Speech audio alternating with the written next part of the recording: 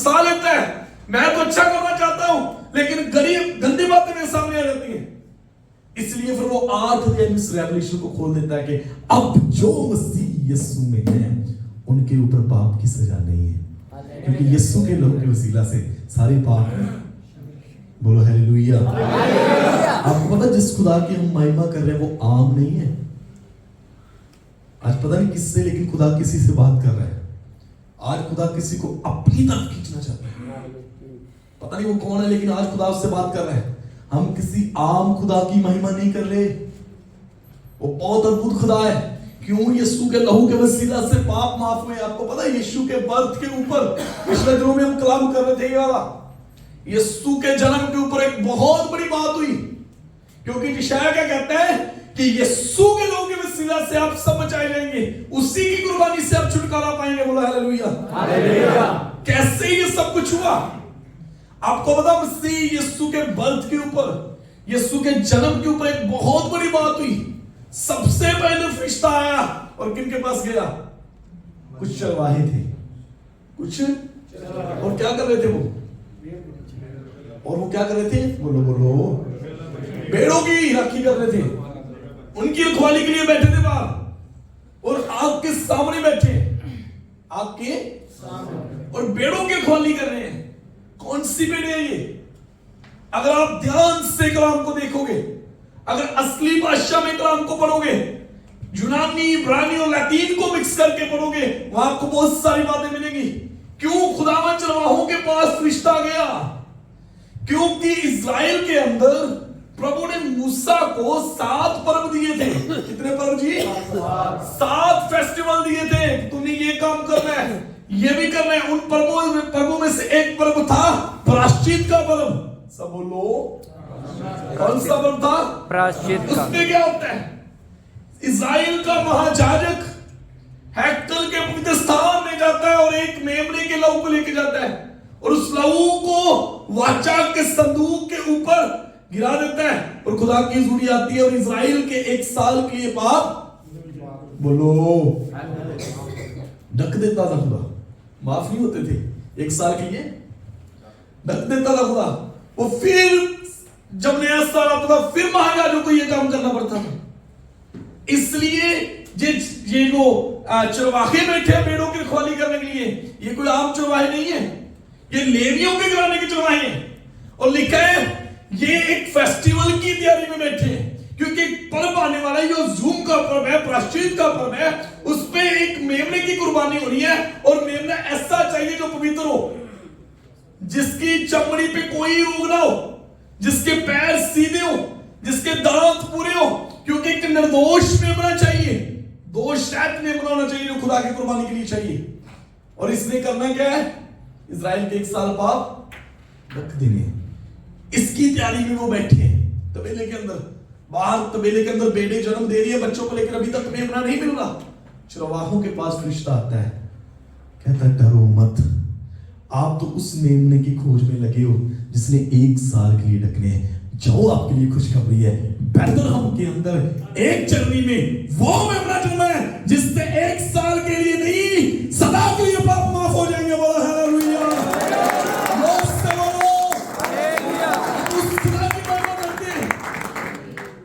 आपको पता, बहुत सारे लोग इस पृथ्वी पे आके राजा बनते हैं। यीशु मसीह तो बचपन से ही राजा था। हालेलुया। क्या कहते थे वो मजूसी? हेरोदेस बताया हमें कि यहूदियों का राजा। बोलो हालेलुया। भाई हम आम नहीं है, जो मसीह यीशु में, उन पे सजा की आज्ञा नहीं है। कैसे ये सजा माफ हुई है? क्योंकि यीशु मसीह एक अद्भुत कुर्बानी के लिए इस पृथ्वी पे आए।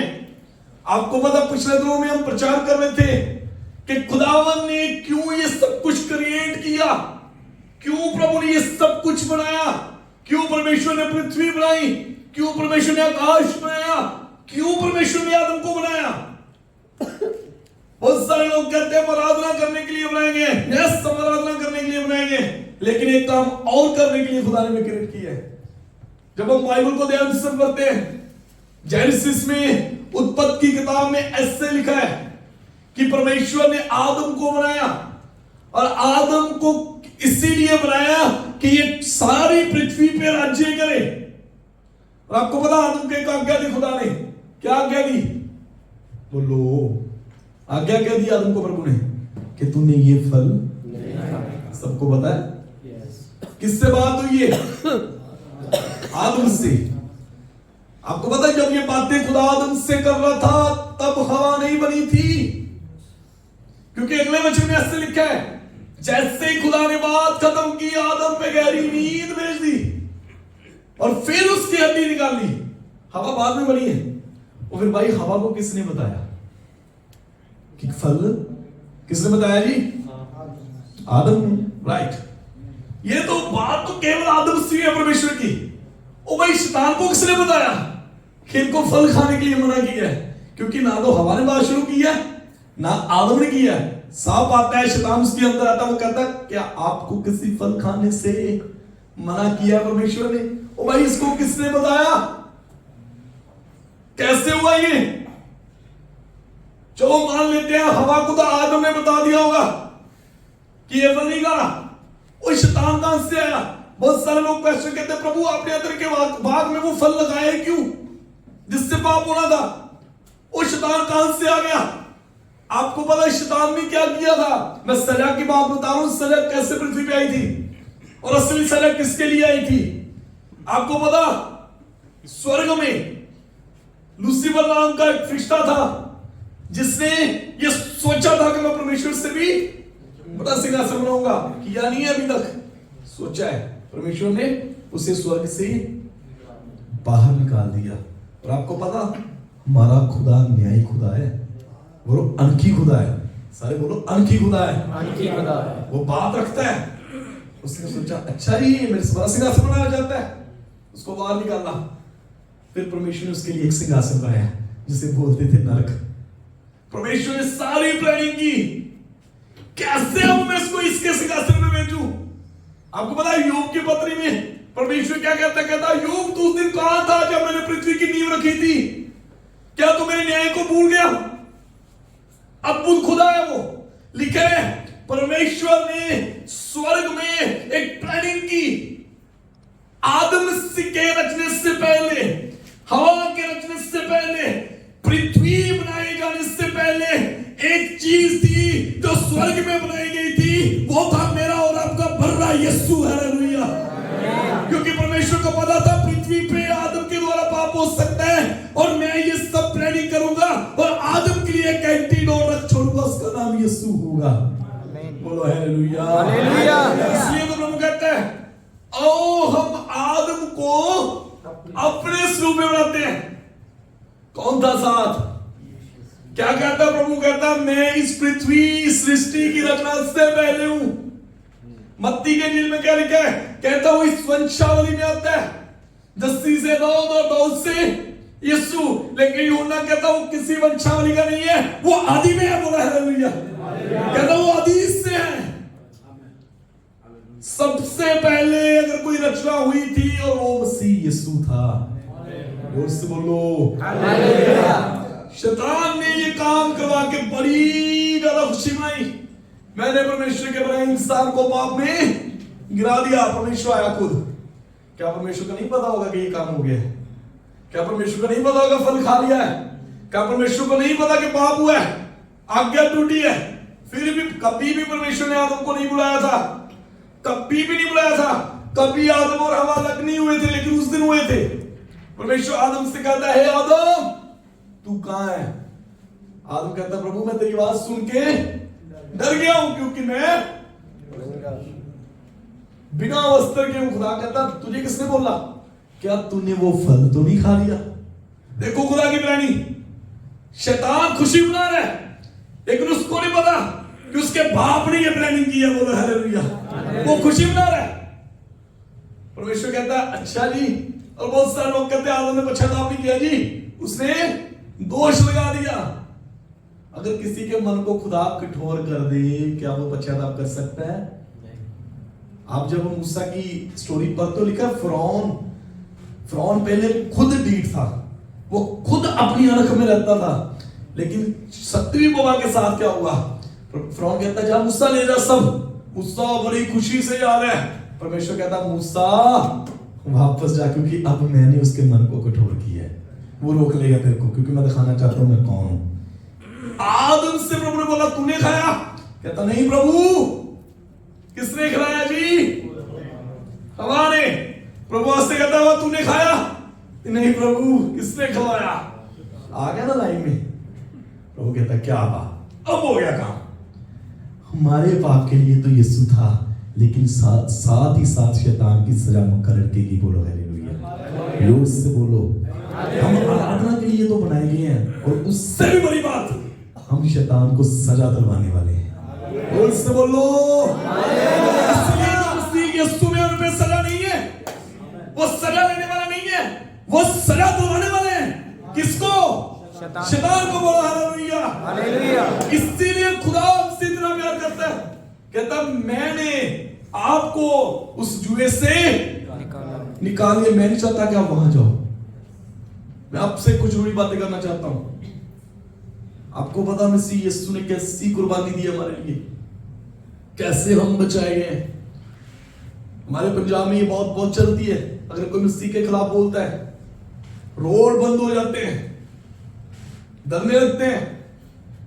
बहुत सारे लोग रोड पे आके अल्लाह करते हैं कि मसीह के खिलाफ कोई बोला है जी। क्या आप बर्दाश्त कर सकते हैं कोई मसीह के खिलाफ बोले? नहीं, कोई भी नहीं कर सकता। ये अनख है हमारी। लेकिन मैं उनसे बात करना चाहता हूं, वो लोग तो वो हैं जो खुदा को नहीं जानते। वो तो वो हैं जो खुदा को नहीं जानते। जिस दिन वो जान लेंगे उस दिन वो पश्चाताप कर लेंगे। और लेकिन हम तो खुदा को जानते हैं। हम कहते हैं कि उसने खुदा के खिलाफ बोला है। हम रोज खुदा के खिलाफ करते हैं अपने बुरे कामों से। हम कौन से हार डाल रहे हैं? क्या वो हमारा न्याय नहीं करेगा? आपको पता है इब्रानियन 10:26 में क्या लिखा है? कहता अब जो उसे जान के पाप करता है उसके लिए कोई दूसरा बदला नहीं है, सिर्फ न्याय की आग है। वो जलन है जो नरक की है। क्योंकि परमेश्वर क्या कहता है? कहता उन लोगों ने जिन्होंने मुझे जान के बदी की, मुझे जान के पाप किए, कहता उन्होंने मेरे पवित्र लहू की बेइज्जती की है। आप आखिर तक पढ़े क्या लिखा है? कहता उन्होंने उस कृपा को नहीं जाना जिनसे वो छुड़ाए गए थे। भाई असली अंक नहीं है कि कोई खुदा के खिलाफ बोलता है उसके गले को पकड़ ले। असली अंक ये है जिस पाप के लिए मसीह यीशु पृथ्वी पे है, उस पाप को हमने पैर के नीचे रखना है। उस पाप से दुश्मनी करनी है, उन बातों से दुश्मनी करनी है, उन गलत संगतियों से दुश्मनी करनी है जो असल में खुदा की खिलाफत है। हम ये काम नहीं करते। कोई छोटी कुर्बानी नहीं हुई आपके लिए, बहुत बड़ी कुर्बानी हुई है।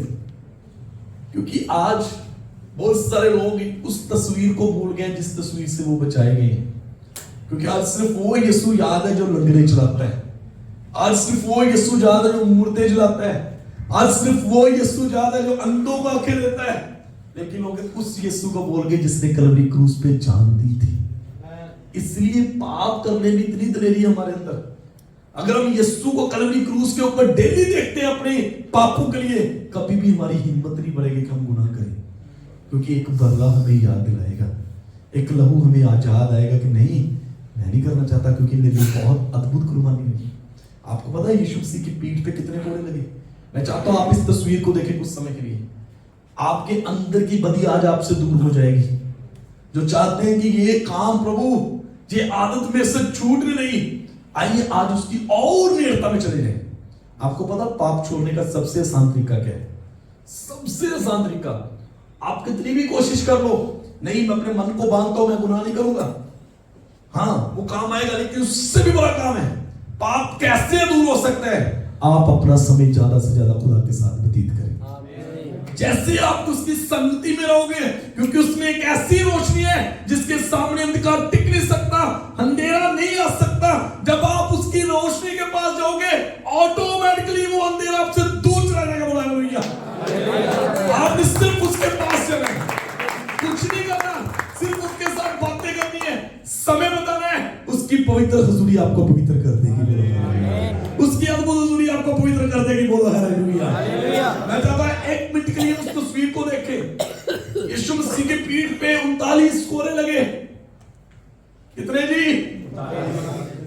हर वचन में ये बात मैं करता हूं, क्योंकि जिससे वसीले हमारी जीत हुई, जिसके वसीले तुम्हारी विजय हुई, 39 कोरे लगे और एक कोड़ा तकरीबन 50 ग्राम मांस खींचता है।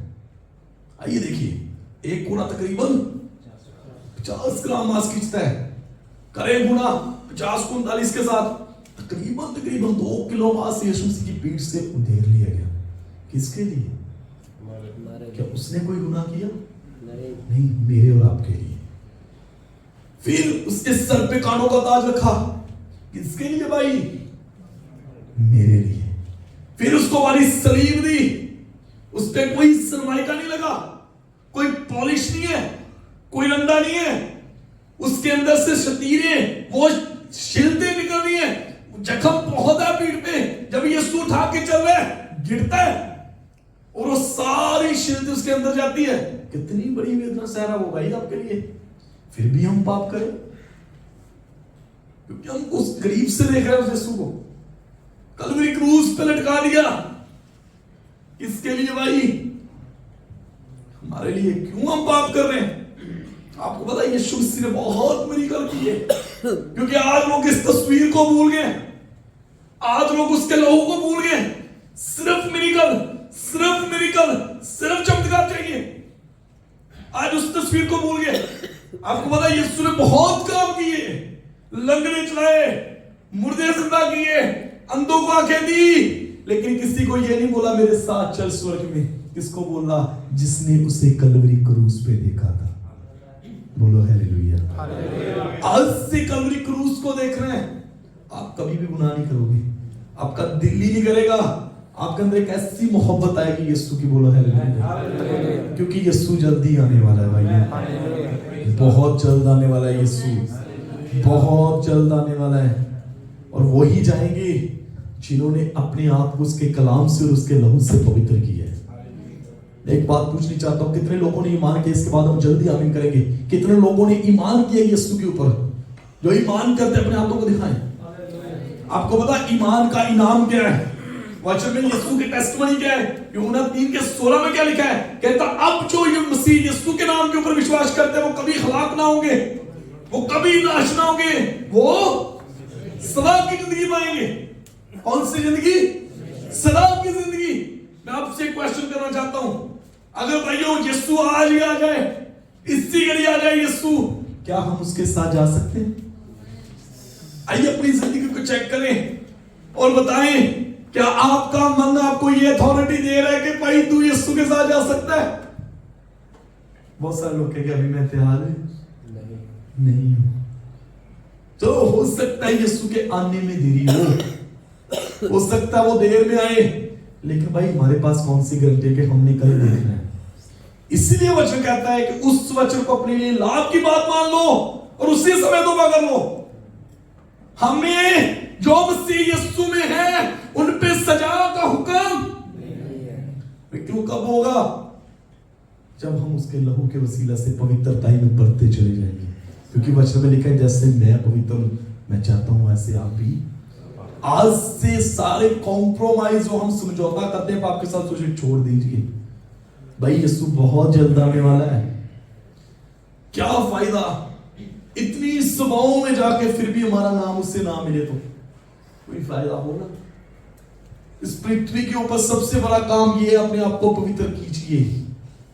क्योंकि यीशु मसीह न्याय के दिन आपसे और मेरे से एक क्वेश्चन पूछेगा, भाई मैंने तेरे लिए पवित्र खून बहाया, आज मुझे उसका मूल्य दे सकता है कोई?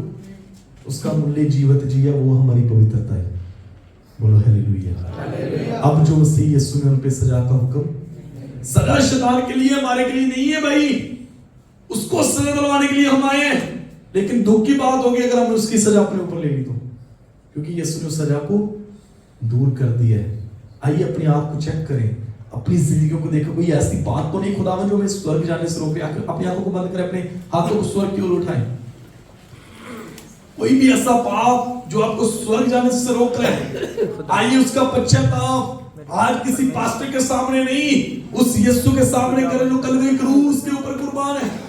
क्योंकि हम एक बनावटी जीवन हम वो जीवन खुदा को दिखाते हैं जो जीवन असल में हमारा है ही नहीं। हम खुद अपनी तरफ से एक पवित्रता ही लेके आते हैं, खुद अपने आप से एक पवित्रता लेके आते हैं। कभी हम अपना असली जीवन खुदा को पेश नहीं करते कि प्रभु असल में मैं ये हूं, प्रभु मुझे पवित्र कर दीजिए खुदा। हम तो अपने मन से पवित्र बन के आते हैं, हम तो पास्टर के डर से पवित्र बन के आते हैं, हम तो मीटिंग के डर से पवित्र बन के आते हैं। हम एक बनौटी जीवन खुदा को पेश करते हैं। मैं चाहता हूं आप असली जीवन खुदा को पेश करें, वो आपके जीवन में काम करेगा। दो इंसान है, कर रहे हैं, दो इंसान मंदिर में प्रार्थना कर रहे हैं, एक अपनी तरफ से पवित्र बन के है, एक उससे पवित्र होने है। आज मुझसे पवित्र होने हैं। आइए कहिए खुदा तेरी पवित्रता ही हमें अपनी आगोश में ले ले प्रभु। प्रभु इन सब के लिए तेरे लहू के वसीला से बरकत मांगते प्रभु। आज का कलाम इनके हृदय में से शैतान छुड़ा ना सके खुदा, बल्कि ये कलाम इनको बदी से दूर करे, पाप से दूर करे और उस पवित्रताई में लेके जाए जिसके लिए तूने हमें बुलाया खुदा। सचमुच प्रभु अब जो मसीह यीशु ने पे सजा को पाने खुदा, क्योंकि यीशु के लहू के वसीला से वो सजा दूर होगी प्रभु। तेरे दास के लिए धन्यवाद करते हैं जिन्होंने ये समय दिया कि हम तेरी मुनादी कर सके। सारा जलाल तेरे नाम को दे के खुदा यीशु के कदूस नाम से मांगते हैं। बोलिए